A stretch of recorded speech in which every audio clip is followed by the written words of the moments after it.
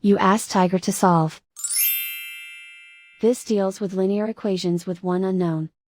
The final result is k equals 3. Let's solve it step by step. Simplify the expression. Group like terms.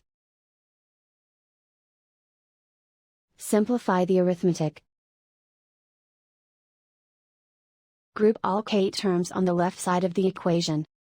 Subtract 3k from both sides. Group like terms. Simplify the arithmetic. Group like terms. Simplify the arithmetic. Group all constants on the right side of the equation. Add 9 to both sides. Simplify the arithmetic.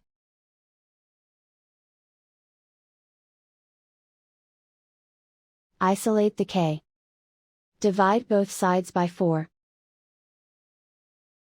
Simplify the fraction. Find the greatest common factor of the numerator and denominator.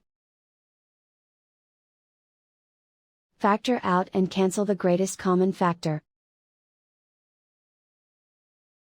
And so the final result is k equals 3.